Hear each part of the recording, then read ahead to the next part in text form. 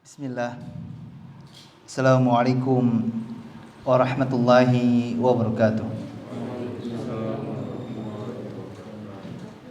Alhamdulillah alladzi bi ni'matihi tatimmus shalihat. Allahumma shalli wa sallim ala Muhammadin wa ala alihi wa ashabihi ajma'in wa man tabi'ahum bi ihsanin illa yaumiddin. Amma ba'du. Kepada para jamaah Masjid Zamani dan pemirsa Akhir TV dimanapun berada, insyaallah pada pertemuan kajian bulan ini, di pekan ini, kita akan mengambil faedah dari buku yang baru kami terbitkan. Judul bukunya Agar Hidup Menjadi Bahagia. Buku ini pun alhamdulillah alladzi bi ni'mati tatimmus shalihat dimurajaah, diteliti oleh Dr. Ustadz Aris Munandar hafizahullah. Semoga buku ini faedah yang kita ambil dari mungkin dua bab yang kita ambil ringkasannya tentang cara bagaimana menjadi orang miskin dan orang kaya yang bahagia. Karena ada kalanya kalau kita tidak mengetahui aturan syar'i dalam membahas kehidupan bagi orang yang miskin, bagi orang yang kaya, orang kaya akan lupa diri dan orang miskin juga bisa lupa diri. Karena dengan kemiskinan terkadang seseorang menghalalkan segala cara, dengan kekayaan juga orang bisa menghalalkan segala cara. Baik. Jemaah yang semoga Allah berikan taufik dan Allah berikan ilmu yang bermanfaat. Mengawali pembahasan ini, maka saya sampaikan, mungkin hampir setiap manusia termasuk kita ingin merasakan hidup yang bahagia. Jangan jauh-jauh kita bertanya kepada orang lain. Kita mungkin ketika bertanya kepada diri sendiri atau kita bertanya kepada pasangan hidup kita bisa bertanya kepada anak-anak kita, kamu hidup mau sengsara atau bahagia? Fitrah manusia pasti ingin bahagia. Namun terkadang bahagia yang seperti apa yang diinginkan? Sebagaimana ada satu istilah kata yang ada di sekitar kita yang masih belum ditemukan standarisasinya, yaitu kata sukses. Ada orang mengatakan sukses itu dengan standarisasi memiliki rumah. Ada orang yang mengatakan sukses dengan standarisasi ada memiliki kendaraan. Ada juga orang yang mengatakan standarnya sukses itu kalau dia sudah menikah. Macam-macam.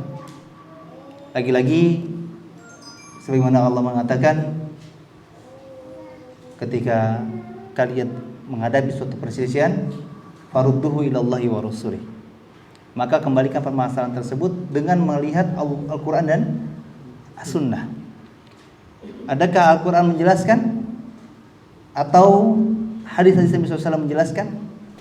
Kalau dari situ kita ketemu, ternyata standar sukses adalah ketika seorang hamba dijauhkan dari neraka dan dimasukkan dalam surga. Nah, bahagia pun sama, masih tabu nih di antara kita. Standar bahagia tuh seperti apa?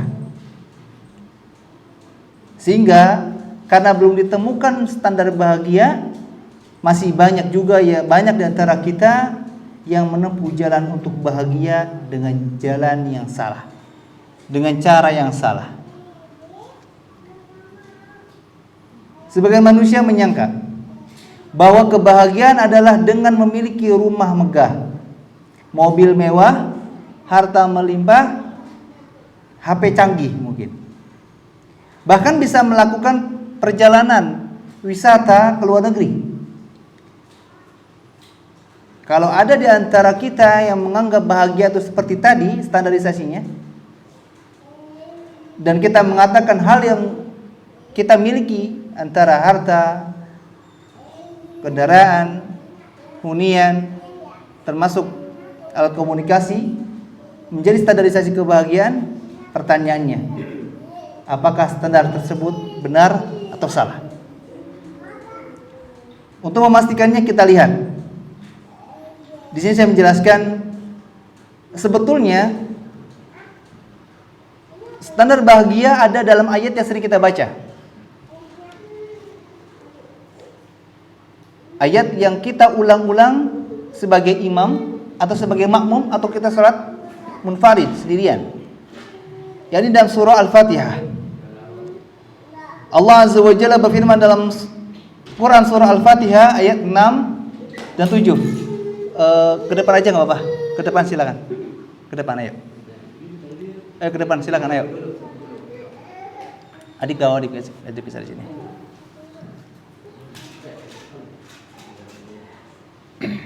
Kita lanjutkan.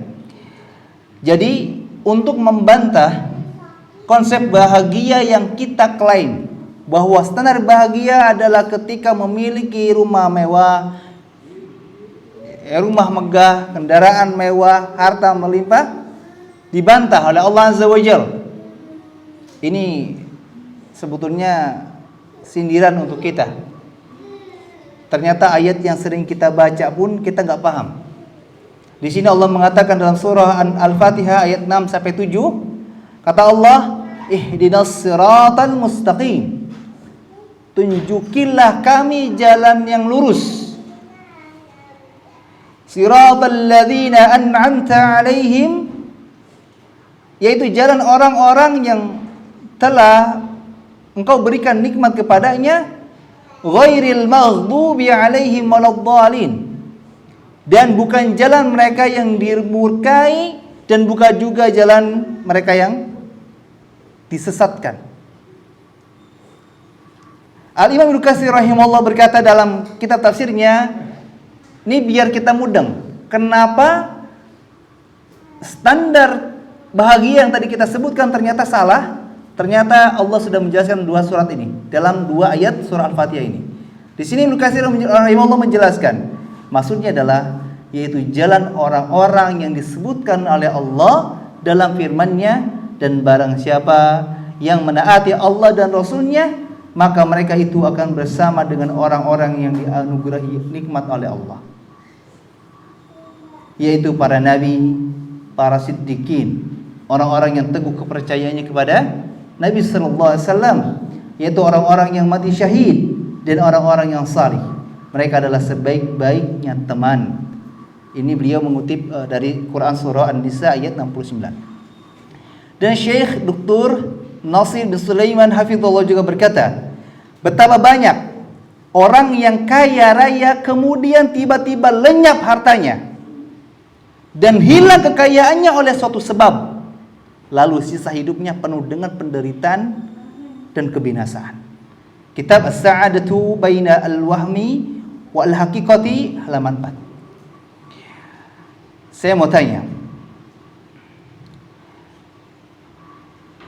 yang sudah dijanjikan oleh Nabi SAW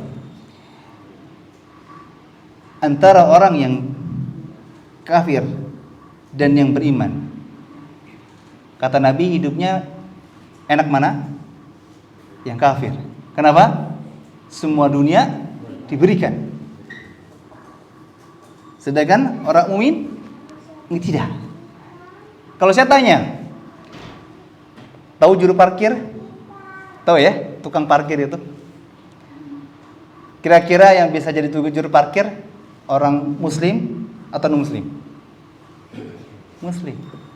Biasanya kerjaan-kerjaan yang remeh ini muslim. Orang-orang kafirlah yang selalu membuat mindset stylenya hidup sekarang, kalau kendaraannya bukan Alphard, tidak disebut sebagai pengusaha sukses. Atau anak tongkrongan, anak kekinian, kalau HP-nya bukan iPhone, jangan gabung. Dipetak-petakan dengan standarisasi tadi. Inilah bantahan bahwa standar bahagia bukan seperti yang diklaim banyak orang. Bukan dengan memiliki harta melimpah, bukan karena memiliki rumah megah, atau bukan karena memiliki kendaraan yang mewah. Dan ingat, Pernah tidak kita kalau lihat di jalan, misalkan kita sedang jalan atau sedang berkendara, ada orang pakai maaf ya, misalkan pakai motor Aerox misalkan, atau jangan Aerox deh, terlalu rendah. Misalkan kita lihat ada orang pakai motor Ninja 25R. Bagi anak-anak muda pasti akan tertarik. Atau bapak-bapak yang mungkin biasa bawa keluarganya, lihat ada keluarga pakai motor NMAX atau di atasnya sedikit X-Max, harga 50-60 juta. Suka nggak terbesit? Saya pengen kayak gitu. Kapan ya saya pengen kayak gitu? Pernah? Kalau pernah, banyak beristighfar pada Allah Azza wa Jalla. Karena itu adalah kebiasaannya pengikut Fir'aun. Jadi kalau ada di antara kita yang sudah latah melihat apa yang dimiliki oleh orang lain lalu merasa ingin, itu bisa dipastikan memang kecintaan ke dunianya sangat besar. Dan itulah ciri khas dari pengikut Fir'aun. Lalu apakah salah seseorang berharap? Tidak. Maka diubah kalimatnya. Jangan, saya pengen seperti itu, jangan. Berdoa kepada Allah, ya Allah, berikanlah aku rezeki, semoga keinginanku bisa memiliki kendaraan yang layak bisa terwujud. Atau dengan doa-doa yang lebih baik. Kan sebetulnya perbedaan antara ketaatan dan kemaksiatan itu kan sedikit, tipis bedanya. Seperti perbedaan antara riba dengan bukan riba, perbedaan zina dengan bukan zina, itu kan bedanya tipis. Contoh misalkan, perbedaan riba dengan bukan riba adalah pada saat seseorang memisahkan antara utang dengan transaksi. Saya mau pinjam, mau nukar uang 5.000 rupiah dengan receh 1.000-an. Lalu teman kita mengatakan saya adanya cuma 2.000. Ya sudah, nggak apa-apa, 3.000-nya menyusul. Riba jatuhnya. Tapi ada solusi, beda tipis. Yaitu apa? Ya udah, saya pinjam 2.000-nya, nanti saya kembalikan. Selesai. Bedakan antara transaksi dengan pinjaman. Perbedaan antara zina dengan bukan zina, yaitu pada 2 menit. Atau mungkin hanya 1 menit bedanya. Itu ketika pada akad mengatakan, saya terima nikahnya. Selesai, jadi halal. Tapi kalau dia berhubungan sebelum adanya, saya terima nikahnya, jadinya zina. Perbedaannya tipis. Seperti tadi halnya ketika seseorang bertekad, saya mau kendaraan seperti itu. Ini suatu perkara yang ringan tapi ngeri. Karena inilah di antara penyebab yang membuat akhirnya Allah tenggelamkan Fir'aun dan para pengikutnya. Waliyahzubillah. Ketika saya membahas buku ini, lalu saya membawakan perkataan tadi Syekh Dr. Nasir bin Sulaiman hafizahullah. Beliau mengatakan dengan tegas, betapa banyak orang yang awalnya kaya raya, kemudian tiba-tiba lenyap hartanya dan hilang kekayaannya oleh suatu sebab. Lalu sisa hidupnya penuh dengan penderitaan dan kebinasaan. Jamaah yang semoga Allah berikan taufik untuk bisa istiqomah dalam kebaikan. Ada satu kisah yang begitu saya nulis ini, saya teringat satu kisah seorang. Subhanallah. Orangnya ada di sekitar kita, di sekitar Cirebon. Dulu hidupnya Allah berikan kelapangan. Dia bercerita kalau berbicara rumah, bisa dikatakan rumah yang nyaman. Istrinya, Masya Allah, la quwwata illa billah, cantik. Anak-anaknya juga Allah berikan keindahan dalam tubuhnya, ada fisiknya. Kendaraannya punya, motor ada 2 atau 3 saya lupa. Mobil pun ada 2. Sederhananya, apalagi yang mau dicari. Tapi subhanallah, pada saat itu kekayaan itu justru membuat dia jauh dari Allah Azza wa Jalla. Diajak teman-temannya ikut sholat, ikut kajian, selalu ada aja alasan. Singkat cerita, Allah cabut semua itu. Bahkan yang Allah cabut bukan fisik harta dan aset-asetnya, sampai kepada kesehatan tubuhnya Allah cabut. Akhirnya sampai titik terakhir hartanya ludes, istri anak-anaknya meninggalkan, dan Allah cabut penglihatannya, buta. Seketika semua kenikmatan yang dimiliki saat ini, kayak yang kemarin dimiliki, hilang. Lihat cara Allah melenyapkan Firaun. Butuh berapa lama? Gak lama. Cuman hitungan beberapa menit. Allah limpahkan air laut, Firaun, pengikut, harta bendanya hilang semua.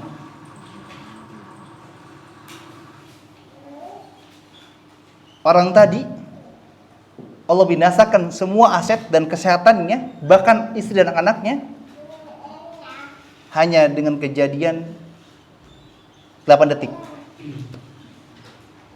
Itu berdasarkan kecelakaan. Di jalan tol, kecelakaan, seketika itu membuat dia cacat, matanya, katanya sih saya pernah dapat kabar, dia tertusuk benda tajam, akhirnya buta. Istrinya juga malu mungkin, karena mungkin udah seperti itu. Anaknya juga dibawa istrinya pergi, dan seketika hartanya hancur, gak karuan. Ada yang disalahgunakan segala macam. Alhamdulillah. Tapi ternyata kondisi yang seperti itu justru yang membuat dia dekat pada Allah Azza wa Jalla. Cek tes. Dan tadi mati ya kayaknya. Tadi mati nggak suaranya? Cek. Masuk. Saya baru dicetakin tadi. Ini ke belakang jelas ya? Baik. Saya lanjutkan. Karena terkadang ada seseorang yang Allah uji dengan kemiskinan, justru membuat dia taat pada Allah Azza wa Jalla. Tapi ada kalanya seseorang diuji kekayaan pun dekat dengan Allah. Dan ada sebaliknya. Orang yang Allah uji dengan kemiskinan justru malah jauh. Ada juga orang yang Allah berikan kekayaan justru malah jauh. Ada kisah lain. Subhanallah. Kalau kita boleh berpikir, saya mau tanya pada jamaah. Kalau diberikan tawaran suatu kerjaan, mau gaji 6.500.000 atau 600.000, pilih mana Pak? 6.500.000. Ya, nolnya beda 10 kali lipat. Pasti kita berpikir kebutuhan kita akan semua tercukupi. Di As-Sunnah saya bertemu dengan seseorang yang ternyata dia mantan narapidana, maksudnya dia pernah masuk penjara. Dia bercerita, Ustadz, ternyata benar, kehidupan itu kenikmatannya tidak diukur dengan jumlah harta. Saya ulangi, kata beliau, keindahan, kenikmatan dalam rumah tangga atau kehidupan itu tidak diukur dengan nominal, tidak diukur dengan jumlah harta. Memang pada saat itu gaji saya sebagai guru itu dengan mereka yang mungkin OB atau mungkin pengangkut air mineral yang dia menyuplai galon-galon ke setiap instansi di As-Sunnah, itu sama, kita tuh sama. Di As-Sunnah itu paling gede 800.000. Itu untuk sekelas mudir. Ya. Kita dulu gaji nggak gede-gede, 400, 500. Tapi subhanallah, dulu gaji saya Ustaz 6.500.000, saya nggak pernah sholat. Istri saya ngajakin ngajian, ngajakin sholat, nggak saya gubris. Ternyata ajakan istri saya tidak saya dengar. Justru akhirnya saya tersadarkan dengan ketika saya tersandung kasus. Karena dia bekerja dengan suatu bos, seorang bos, bosnya kena sidak polisi, akhirnya ketika dia bersama dengan orang tersebut, dia kena kasus tersebut, akhirnya masuk penjara. Tapi subhanallah Pak, bayangkan 6.500.000 tidak pernah sholat, ke orang tua pun begitu, ke istri pun begitu. Kajian tara, nggak pernah. Tapi ketika gajinya 600.000 rupiah,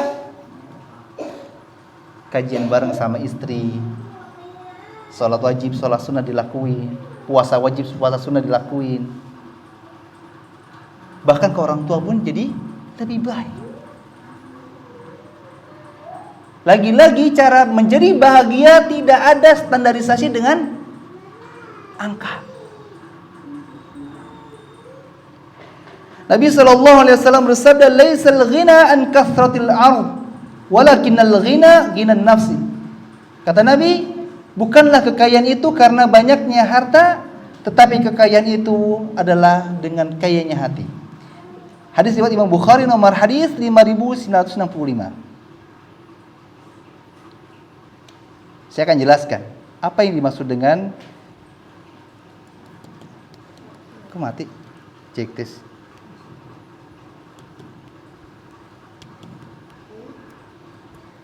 Cek. Tes. Cek tes.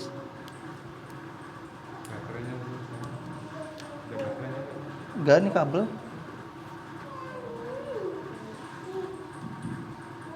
Kendor kayaknya kabelnya, Pak.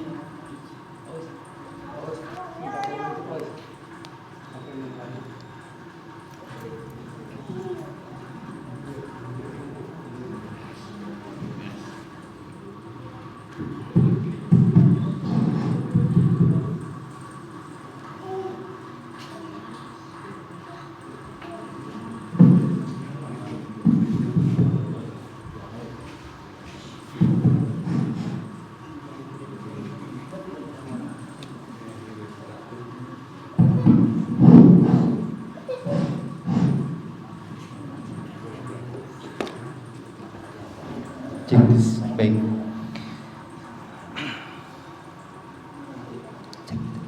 Cukup, Pak.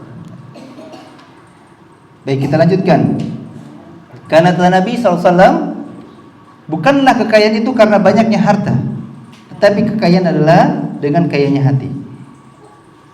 Maka saya katakan dalam buku ini, apakah orang kaya selalu merasa cukup? Bagi kita yang saat ini sedang dalam kondisi yang tidak kaya atau sedang keadaan terbatas, pasti kita akan berpikir orang kaya itu enak. Mau apa bisa, mau kemana bisa, sesuka hati. Maka saya tanya, apakah orang kaya itu selalu merasa cukup? Maka saya katakan, betapa banyak orang yang kaya namun masih merasa kekurangan. Disebabkan karena hatinya tidak merasa puas dengan sesuatu yang diberikan sang pemberi rezeki, yaitu Allah Azza wa Jalla.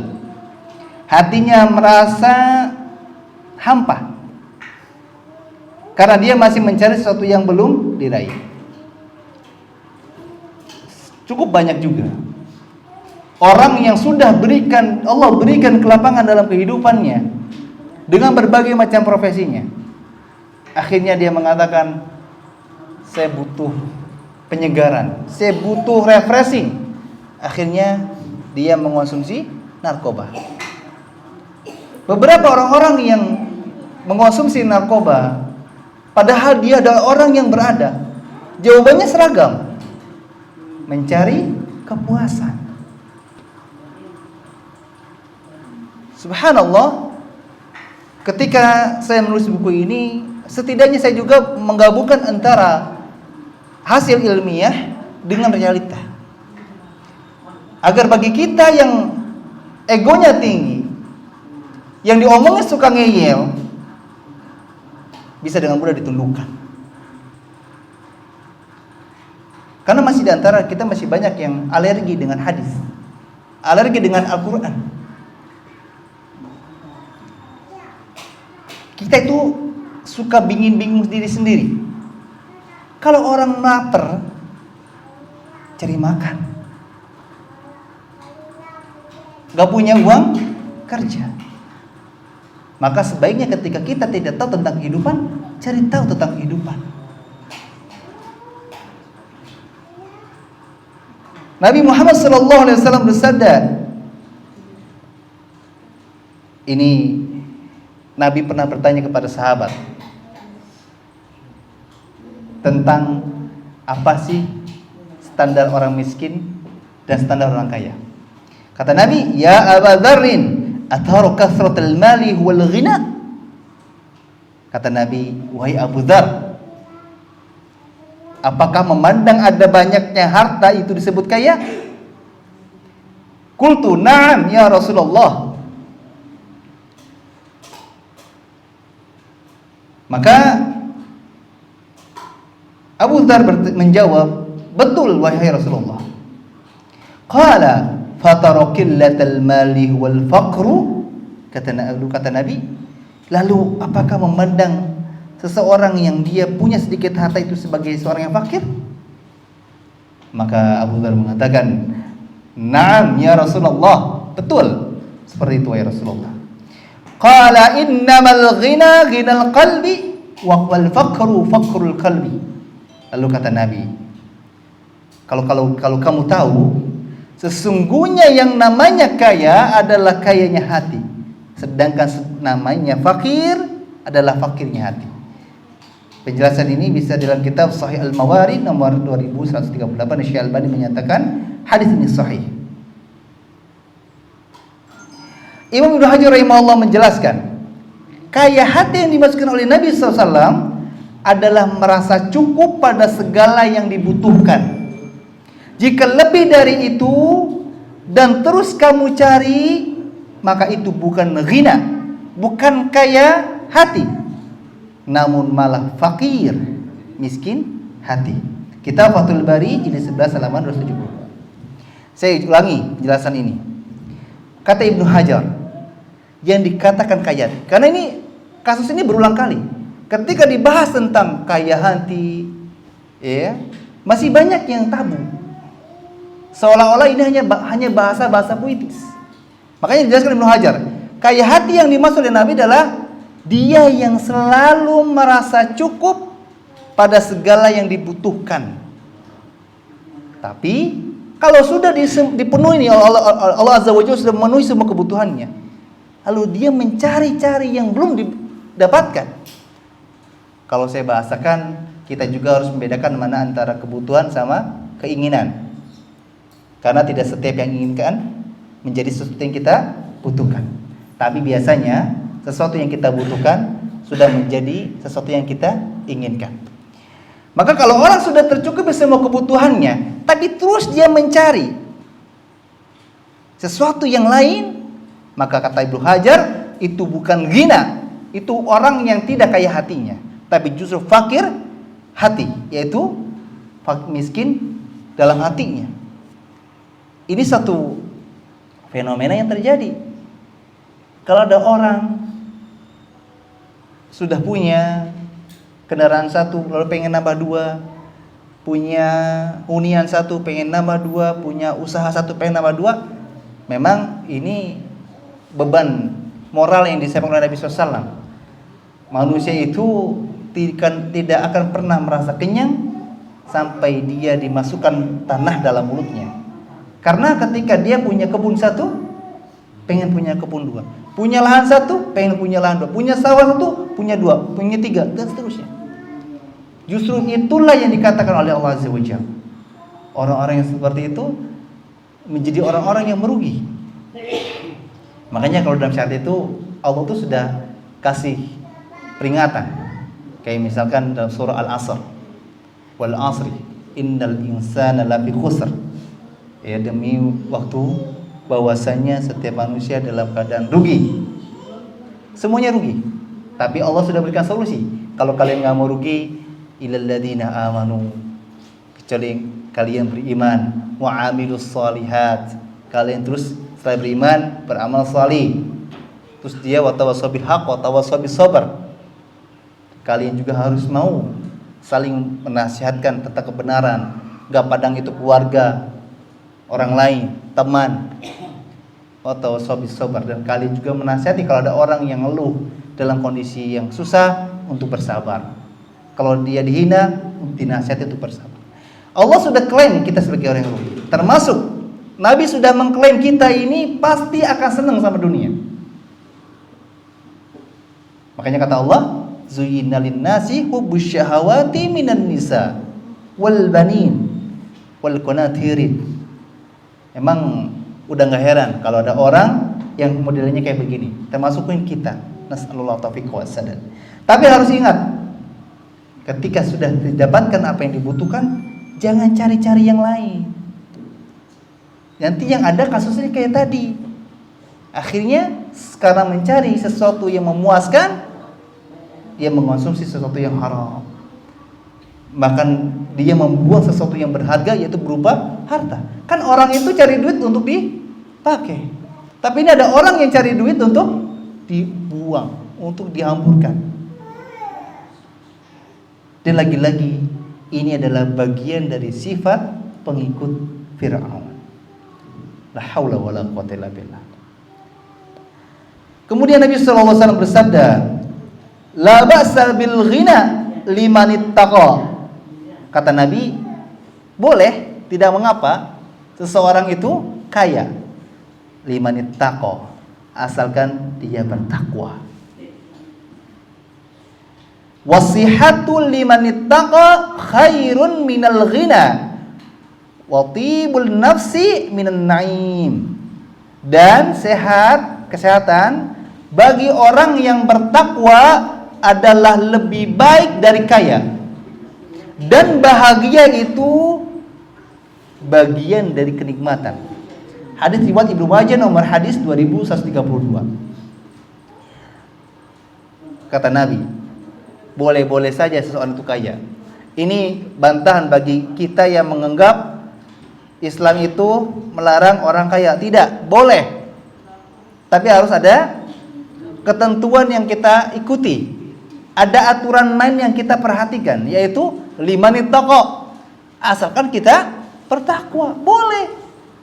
Karena kata Nabi SAW, sebaik-baik harta adalah harta yang dimiliki oleh orang yang saleh. Karena ketika dia punya duit, pasti duitnya dipakai yang benar. Makanya kalau kita mau beli bakso, yang satu penjualnya masih nggak kelihatan fisiknya, masih inilah jauh dari agama. Bukan berarti kita menghakimi, bukan ya.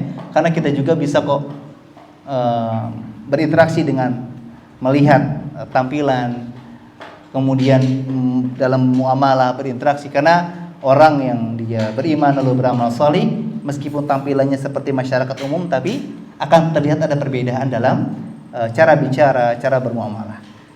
Lalu yang satu tukang bakso, masya Allah, dia rajin menuntut ilmu, dia istiqomah dalam keadaan mengamalkan syariat Allah Azza wa Jalla. Maka saya sarankan beli baksonya di tempat orang yang rajin menghadiri majelis ilmu, rajin sholat, rajin ibadah. Meskipun agak jauh dikit, nggak apa-apa. Minimalnya mungkin dia sedang butuh biaya untuk anak sekolah, atau dia membayar cicilan kontrakan rumahnya, atau mungkin dia mau ngasih bantuan ke orang tuanya, kasih. Tapi biasanya orang-orang yang jualan, mungkin dia jauh dari agama, kita beli makanan di dia, uangnya kalau nggak buat beli rokok, mungkin buat dia sesuatu yang lain. Meskipun ujung-ujungnya ke rumah tangga, ke istri dan anaknya, tapi itu hanya sebagian kecil. Dan itu terjadi. Kerja, ya, tapi tidak pernah memberikan setengah dari penghasilannya kepada istri dan anak-anaknya. Dan ini pelajaran bagi kita bahwa semua orang pengen kaya, tapi tidak semua orang pengen bertakwa. Maka saya sarankan kepada para jamaah yang semoga Allah muliakan, saya sarankan ketika kita hadir ke majelis ilmu, luruskan niat kita. Karena kalau berbicara pahala, orang yang datang ke majelis ilmu meskipun dia tidur, dia dapat keutamaan berangkat dari rumahnya menuju masjid, tapi dia tidak mendapatkan ilmu. Makanya satu hal yang perlu diperhatikan, Allah Azza wa Jalla memberikan ujian kepada seorang hamba itu sesuai kadar keimanannya. Begitu juga ketika Allah memberikan pahala kepada seorang hamba yang beramal, itu tergantung upaya, effort yang dikeluarkan. Semakin besar upaya yang dikeluarkan untuk mengerjakan suatu amalan, pahalanya akan semakin besar.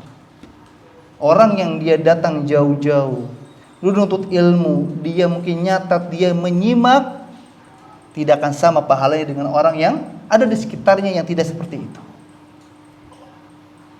Saya punya kawan di Cirebon, di dekat-dekat Asuna lah.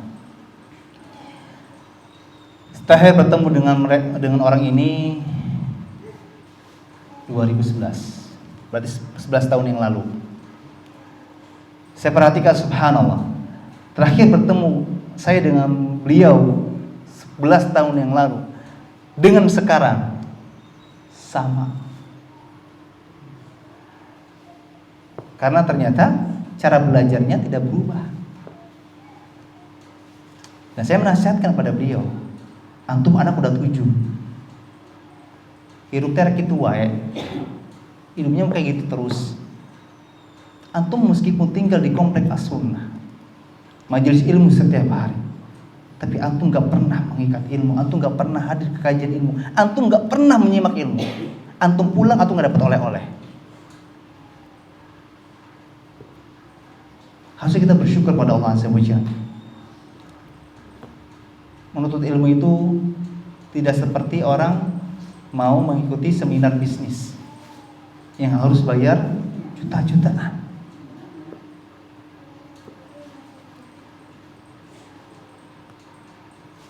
Saya berharap pada Allah, semoga di Cirebon ini bisa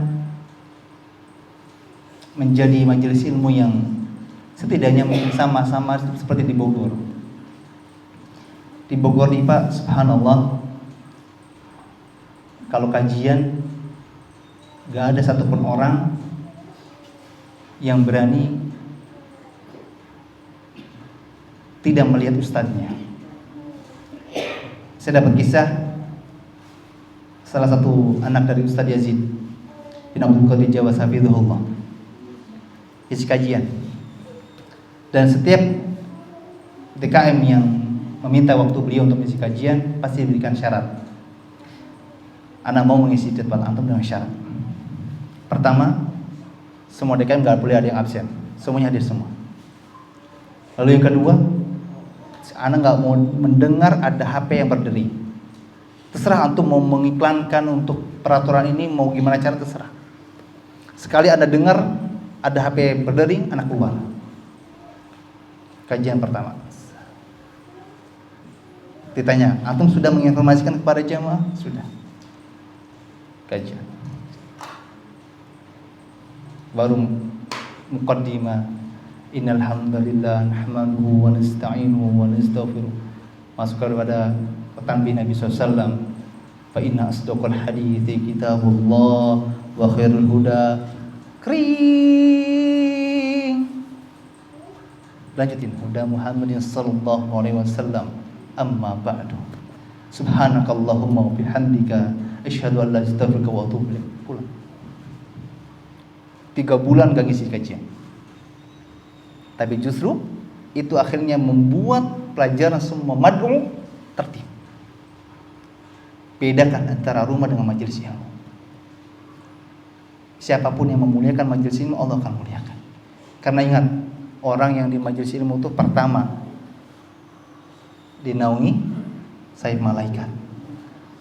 Allah berikan rahmat.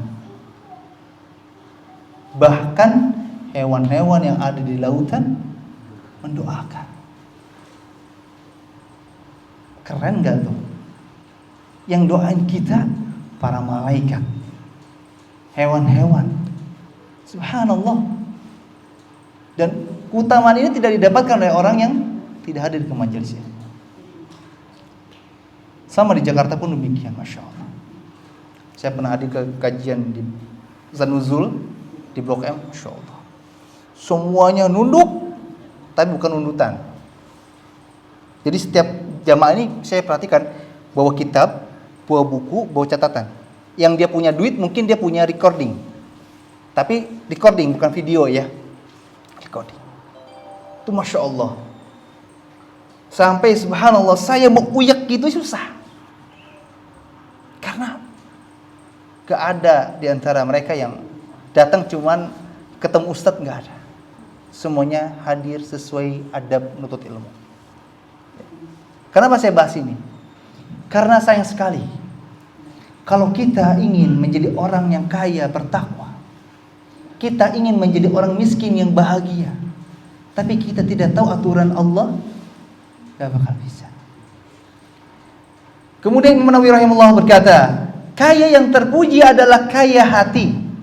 Hati yang selalu merasa cukup dan tidak tamak dalam mencari kemewahan dunia. Kaya yang terpuji dibatasi dengan jumlah harta dan tidak terus-menerus ingin menambah dan menambah. Karena barang siapa yang terus mencari dalam rangka untuk menambah, dia tentu tidak akan pernah merasa puas. Kitab Al-Minhaj Syarah Sahih Muslim jilid 7 halaman 10. Imam Nawawi rahimahullah menegaskan pernyataan sebelumnya. Kaya yang terpuji adalah kaya hati. Apa kaya hati tadi? Yang dia sudah mendapatkan kebutuhan dan tidak mencari yang lain. Dan hati yang selalu merasa cukup dan tidak tamak adalah mencari kemewahan dunia. Yang tidak tamak dalam mencari kemewahan dunia. Dan kaya yang terpuji adalah kaya yang dibatasi dengan nominal. Maksudnya begini, kalau kita mau menjadi orang yang kaya dengan satu perusahaan, udah batasin itu, jangan minta nambah. Tahun 2020 ketika pandemi subhanallah, saya bertemu dengan seorang ikhwah di Cirebon. Kita tuh kenal tuh sudah 10 tahun yang lalu. Jadi ketika saya ngajar di As-Sunnah, kita sering ketemu karena dulu anaknya murid saya. Cuman kita ketemu hanya assalamualaikum saya aja lah, gak pernah ngobrol. Singkat cerita dipertemukan oleh salah satu jamaah karena beliau punya perusahaan. Lalu di perusahaannya ini ada kajian untuk karyawannya, dia ada sholat Jumat. Kita ketemu, ternyata kita 10 tahun yang lalu kenal tapi gak tahu nama, dan kita baru kenal sekarang. Dan subhanallah, singkat cerita, saya pernah mau menawarkan usaha kerjasama dengan beliau. Ini sebetulnya usaha yang ada kaitan dengan media dakwah kan, untuk operasional. Lalu dia bilang begini, setelah saya panjang menjelaskan, mempresentasikan, dia bilang begini, Ustaz, pabrik saya itu saja, saya yakin itu bakal ngeberatin hisab saya di akhirat. Mas saya harus nambah. Begini aja deh, Ustaz butuh berapa duit? Modal per gerobak sekian puluh juta. Oke. Udah beli HP, diminta rekening, ditransfer. Saya bilang, Pak sebentar, ini Bapak jangan main transfer aja. Akarnya bagaimana? Ustaz pakai aja. Ustaz mau kembaliin silakan, nggak apa-apa. Karena bagi saya Ustaz, satu perusahaan aja itu sudah sangat cukup membuat dapur saya ngebul. Ngapain saya harus cari banyak-banyak? Dan memang Masya Allah, la quwwata illa billah. Ini yang kata Nabi SAW. Kaya itu nggak apa-apa, boleh-boleh saja. Limanit taqwa, untuk orang yang bertakwa. Konsekuensi takwa apa?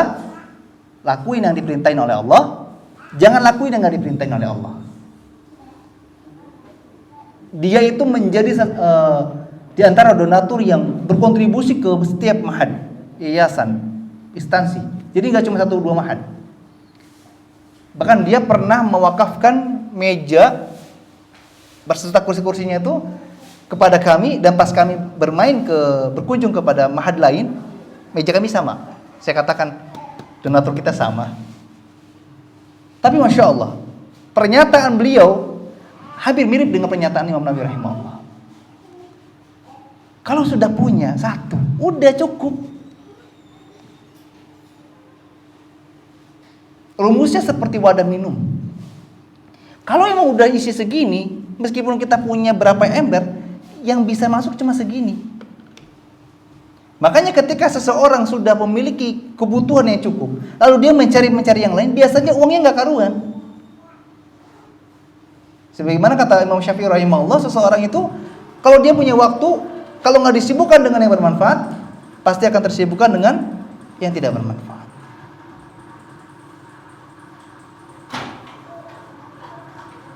Kemudian Nabi Muhammad SAW bersabda, "Qad aflaha man aslama wa ruziqa kafafan wa qanna'ahu Allahu bima ata."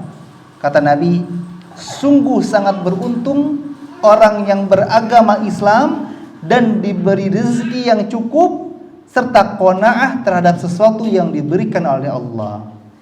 Hadis riwayat Imam Muslim nomor hadis 1716. Kata Nabi, sungguh sangat beruntung orang yang sudah beragama Islam lalu diberikan rezeki yang cukup. Saya sarankan bagi jemaah ketika mungkin di dompet atau memiliki uang, mungkin kalau kita hitung nominalkan sekarang cuma 20.000. Ingat, dalam syariat itu kita diperintahkan untuk meminta kecukupan. Itu sebaiknya. Meskipun kita boleh meminta kekayaan. Maka 20.000 ini kalau kita berbicara kaya, jauh dari kategori kaya. Tapi kalau 20.000 ini dibawa dengan kategori kecukupan, cukup. Beli tempe, beli bayam, beli kangkung, atau mungkin beli tahu, cukup. Saya pernah ngalamin itu. Karena banyak di antara kita kalau duitnya udah tinggal 8.000, 10.000, stres, tensi darah naik, ya, kejang-kejang. Dia minta kepada Allah diberikan kecukupan, digiliran dikasih cukupan malah bingung, malah takut. Kalau kata orang Sunda, tong hariwang, santai we. Karena setidaknya apa yang kita miliki itu yang kita makan. Saya punya rumus jemaah yang semoga Allah berikan. Rezeki itu kayak bensin. Ketika sudah mau habis, tandanya akan diisi lagi. Buktikan itu dalam kehidupan. Kalau benar, semata-mata itulah kemahakuasanya Allah Azza wa Jalla. Bukan karena benarnya ucapan saya. Ketika kita sudah punya uang tinggal sedikit, yakin pasti Allah akan datangkan rezeki yang lain. Kita juga nggak mungkin dong membiarkan kendaraan kita bensinnya habis, nggak mungkin. Pasti akan diisi lagi. Mau gimana pun caranya. Cuma hati-hati. Kata Nabi, barang siapa yang dia bersabar menunggu jatah rezeki yang Allah berikan, maka Allah akan berikan rezekinya utuh.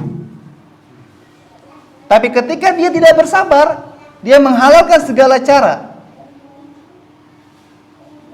kemudian dia mendapatkan rezeki apa yang diinginkan, tapi ingat kata Allah, kami akan kurangi jatah rezekinya.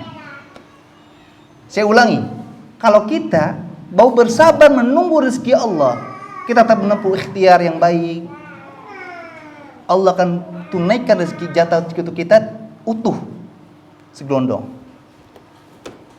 Tapi kalau kita tidak bersabar, kita tetap dapat, tapi tidak utuh. Ini satu hal yang kita berdoa kepada Allah Azza wa Jalla.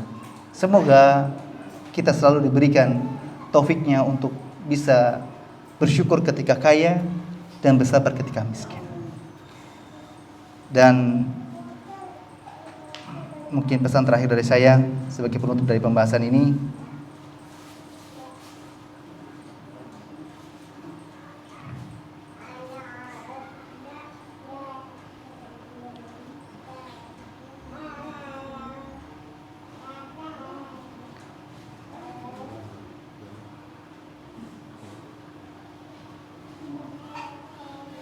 ini ada kabar baik dari Allah Azza wa Jalla untuk kita yang sudah hijrah, yang sudah bertaubat, yang mungkin meninggalkan pekerjaan yang haram, berubah mengambil pekerjaan yang halal ataupun yang semisalnya.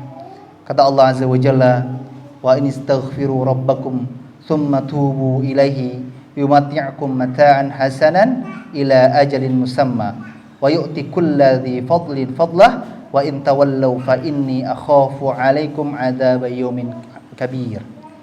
Kata Allah, dan hendaklah kalian memohon ampunan kepada Rabb kalian dan bertaubat kepadanya.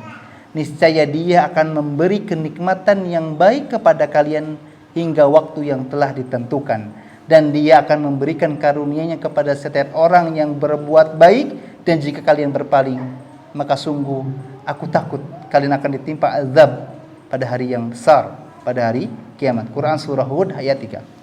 Di sini Allah sudah menyatakan bahwa kalian ini sebaiknya memohon ampun pada Allah, bertaubat pada Allah. Karena kalau kalian sudah bertaubat pada Allah, niscaya Allah ini akan memberi kenikmatan yang baik kepada kalian hingga waktu yang telah ditentukan. Makanya kalau ada di antara kita sudah hijrah, sudah taubat, kok rezekinya masih sama seperti kemarin, seret, usaha masih belum berkembang, kerjaan masih serabutan, sabar, tunggu. Karena kata Allah di sini, maka akan kami berikan kenikmatan yang baik kepada kalian hingga waktu yang telah ditentukan. Kalau sudah bahasa begitu, kita nggak tahu.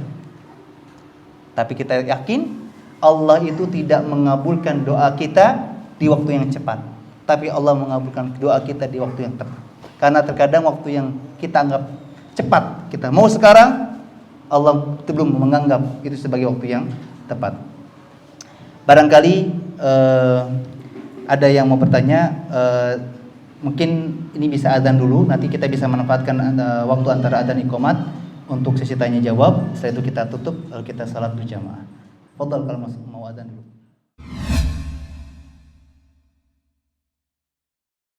Baik, ada lagi yang mau bertanya? Kalau tidak ada, boleh, silakan.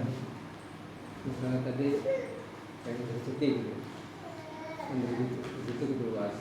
Sekarang orang ini sih pengen punya anak, kan beda kalau usaha sih bisa. Ini kalau anak kan misalnya belum dikasih atau mungkin belum itu tawakalnya gimana?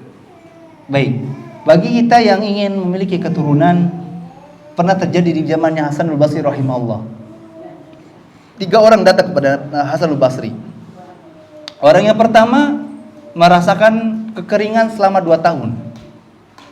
Yang kedua, ada orang menginginkan keturunan.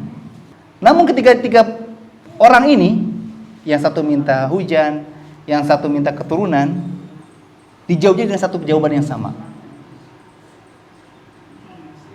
Perbanyaklah istighfar.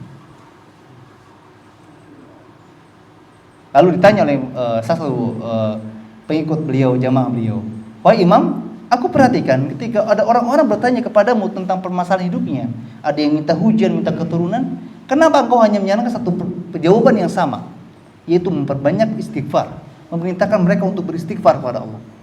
Karena Allah sudah menyatakan, memohon ampunlah kepada Allah, maka akan kami turunkan hujan, akan kami suburkan ke rahim-rahim kalian."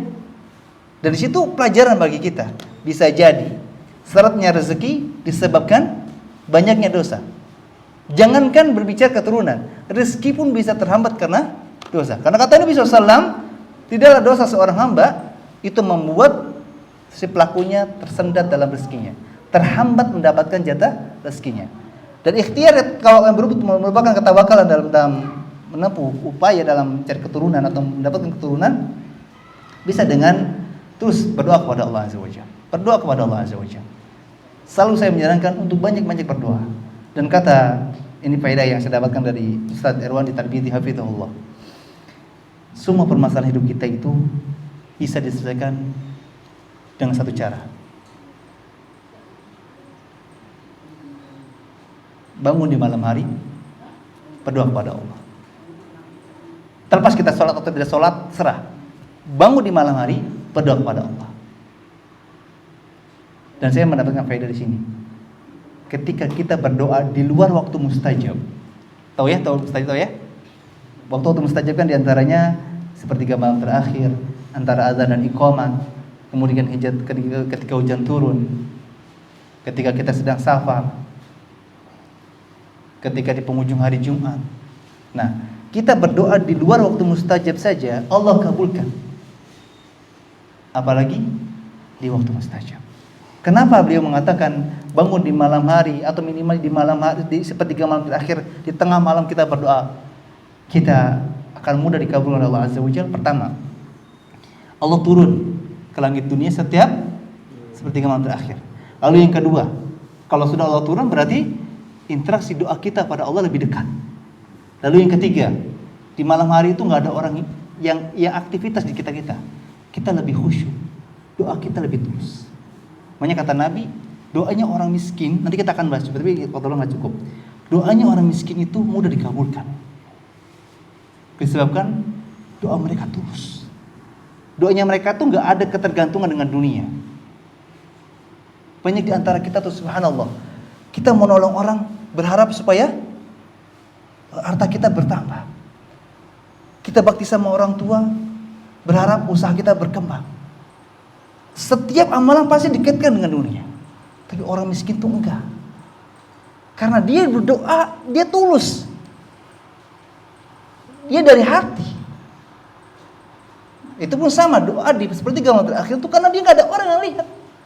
Coba kalau kita di sini, doa ada orang di samping kita yang biasanya cuma 10-40 detik doa, mungkin ini dilama-lamain.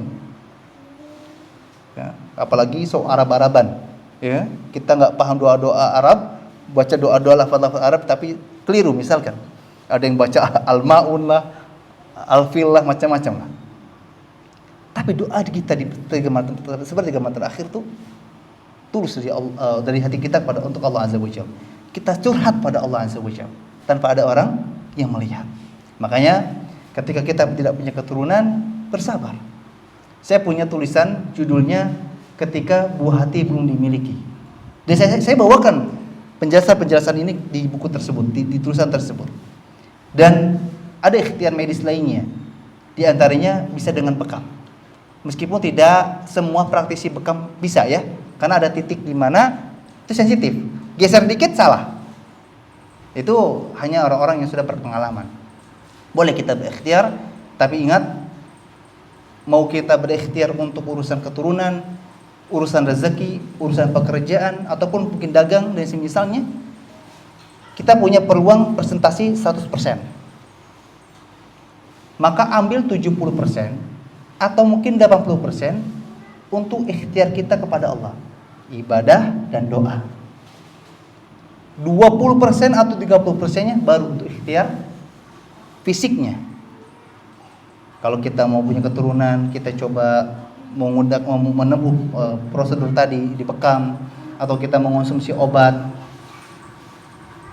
Bagi kita yang mungkin mau bayi tabung, meskipun ini khilaf di antara ulama, tapi selama sperma dengan sel telur yang digunakan adalah dari pasangan yang halal suami istri, maka boleh.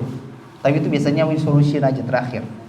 Atau mungkin upaya-upaya yang lainnya. Maka porsinya cuma 20-30%. Sisanya 70 atau 80%-nya untuk ikhtiar kepada Allah Azza wa Jalla. Banyak-banyak berzikir kepada Allah. Banyak-banyak berdoa kepada Allah. Ada satu zikir Bapak Ibu, yang ini Masya Allah, ketika kita lemah Allah akan kuatkan. Ketika kita dalam kondisi sempit Allah akan lapangkan. Ketika kita tidak mampu Allah mampukan. Ketika kita miskin Allah kayakan. Yaitu zikir la haula wala quwata illa billah. Baca ini di rumah, di kendaraan, di perjalanan, ketika kerja.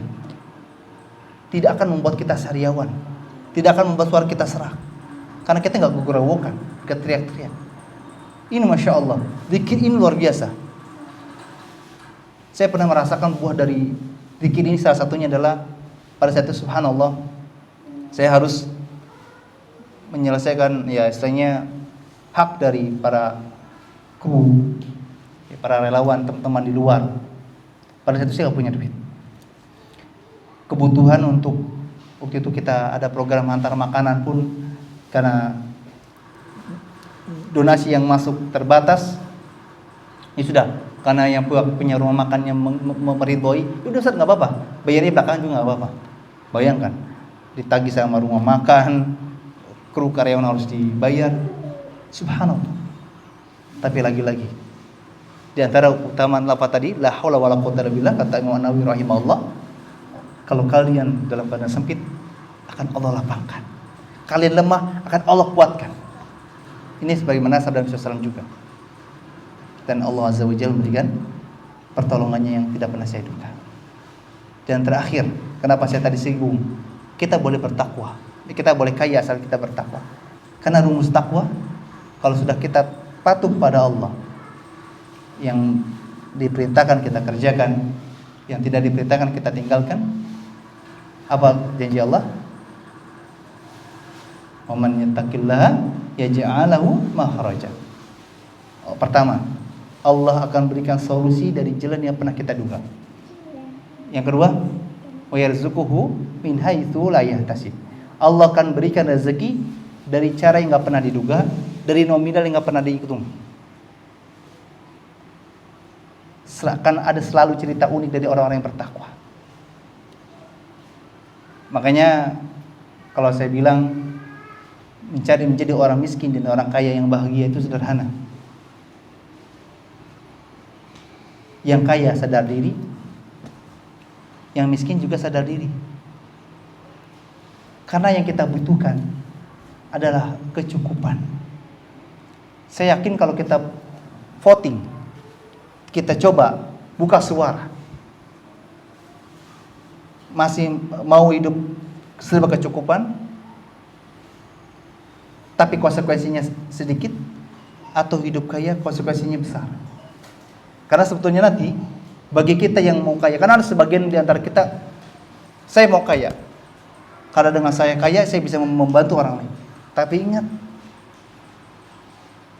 kita yang miskin masuk surganya akan lebih dulu 40 tahun daripada orang kaya. Meskipun orang kaya masuk surganya spesial.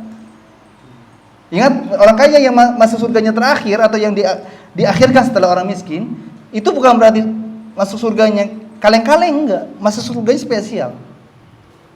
Sebetulnya saya tadi membahas orang kaya itu punya keutamaan yang tidak dimiliki oleh orang miskin. Yaitu apa? Bisa beramal dengan harta. Dulu orang-orang muhajir datang kepada Nabi ngeluh, "Ya Rasulullah, orang-orang kaya dari kalangan Ansor, mereka bisa sholat seperti kami sholat. Tapi ketika mereka bersedekah dengan harta kami nggak bisa." Lalu kata Nabi, ada satu amalan, kalau kalian lakukan, kalian akan mengungguli mereka. Siapapun yang mengamalkan amalan ini akan bisa mengungguli amalan-amalan orang-orang yang beribadah dengan hartanya.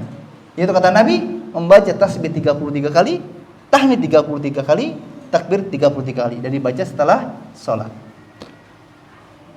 Jangan dikira zikir kita cuma zikir doang. Amalan itu utama banget. Tapi ya hebatnya di zaman Nabi SAW. Karena kata Nabi, siapapun yang mengamalkan zikir ini, amalan ini, dia akan bisa mengungguli ibadah orang-orang yang kaya. Tapi ternyata orang-orang Ansor tahu amalan ini, akhirnya ngamalkan juga. Kalau kitanya kurang asem gitu kan. Tapi inilah semangat juangnya para sahabat. Ibadah tuh gak main-main, gak mau diserobah sama orang lain. Makanya rasanya senang saja kalau melihat ada orang, Masya Allah, saya punya salah satu dirasa donatur. Ustadz, pokoknya untuk slot hantar makanan setiap hari saya 150 porsi, jangan kasih ke orang lain. Ini orang yang paham. Dan saya pernah tanya kepada mereka, apa yang membuat antum mau seperti itu? Kata beliau, saya nggak mau Allah cabut nikmat rezeki ini. Memang sih Ustadz, kita kan masuk surga kan terakhir ya, bedanya 40 tahun. Sedangkan kata Nabi SAW dalam riwayat yang lain, setengah hari di sisi Allah itu seperti 500 tahun. Sehari berapa? 1000 tahun. Bayangkan. Tapi ingat, orang kaya meskipun masuk surga terakhir, dia masuk surga yang spesial, insya Allah. Sebagai penutup saja, ada pertanyaan dari pemirsa. Assalamualaikum Ustadz, mohon nasihatnya untuk saya yang saat ini sedang diuji, terjadi perselisihan dengan saudara gara-gara masalah warisan. La haula wala quwwata illa billah. Jamaah yang semoga Allah muliakan, pada pemirsa yang bertanya, maka ada satu hadis yang mungkin ingin saya sampaikan. Sebentar. Saya selalu menasihatkan bahwa jangan sampai nominal membuat hubungan kita dengan saudara kita rusak. Itu pun kalau kita tidak mau kehilangan kesempatan mendapatkan bonus ampunan dari Allah Azza wa Jalla. Nabi SAW bersabda, "Tuftahu abwabul jannah yaumal itsnain wa yaumal khamis." Sesungguhnya pintu-pintu surga itu dibuka pada hari Kamis, pada hari Senin dan hari Kamis. Fayughfaru likulli 'abdin la yuskiru billahi syai'ah, yaitu semua dosa hamba yang tidak menyekutukan Allah dengan sesuatu apapun. Jadi syarat mendapatkan ampunan di setiap hari Senin dan Kamis, pertama, tidak berbuat syirik. Illa rajulan kanat bainahu wa baina akhihi syahna. Semua orang yang tidak melakukan syirik akan mendapatkan ampunan dari Allah di setiap hari Senin dan hari Kamis, kecuali illa rajulun kanat bainahu wa baina akhihi syahna, kecuali seseorang yang antara dia dan saudaranya terdapat kebencian, terjadi perpecahan. Fayuqal anziru hadaini hatta yastaliha, anziru hadaini hatta yastaliha, anziru hadaini hatta yastaliha. Nabi ketika mengatakan demikian, lalu dikatakan, tangguhkanlah dua orang ini hingga mereka berdamai. Tangguhkanlah kedua orang ini hingga mereka berdamai. Tangguhkanlah kedua orang ini hingga mereka berdamai. Orang yang bersaudara, dia berpecah, baik itu masalah duit, masalah tanah, bebas. Tapi kalau judulnya sudah berpecah, berselisih, dikecualikan, tidak mendapatkan ampunan Allah di setiap Senin dan Kamis. Senin Kamis berapa kali sepekan? 2 kali. Kita hidup setahun, berapa kali kita dapatkan ampunan Allah Azza wa Jalla? Bahasa sederhananya, meskipun kita nggak pernah doa, tara doa kepada Allah, nggak pernah minta ampun kepada Allah, Allah ampuni setiap Senin Kamis. Asalkan kita tidak berbuat syirik dan tidak berselisih dengan saudara. Kalau saya jelaskan tentang harta mungkin lebih panjang lebar, tapi mungkin itu nasihat yang bisa saya sampaikan berdasarkan hadis Nabi SAW. Itu pun kalau kita tidak mau kehilangan bonus ampunan dari Allah Azza wa Jalla. Dan apapun kehidupan kita, usahakan ridho kepada Allah Azza wa Jalla. Ini Bapak Ibu pernah sakit? Pernah sakit ya? Coba praktekkan nanti kalau sakit ya.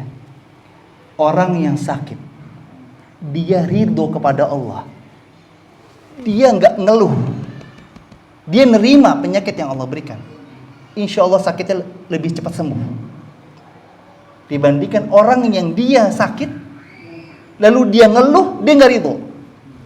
Udah lama sembuhnya, terus dia mendapat dosa karena apa? Tidak mengimani, tidak ridho dengan takdir Allah. Lalu yang ketiga, boro-boro diampunin, bisa ditambah dosanya oleh Allah Azza wa Jalla. La haula wala quwwata illa billah. Segala yang datangnya dari Allah, segala yang salah datangnya dari diri saya mau dimaafkan. Dan semoga Allah Azza wa Jalla selalu mencukupi kehidupan kita dengan rezekinya yang halal, yang thayyib. Dan semoga dengan sebab itu kita juga tidak perlu meminta-minta kepada orang lain. Dan semoga Allah Azza wa Jalla menjauhkan diri kita dan keluarga kita dari api neraka. Subhanakallahumma bihamdika asyhadu an la ilaha illa anta astaghfiruka wa atubu ilaik. Assalamualaikum warahmatullahi wabarakatuh.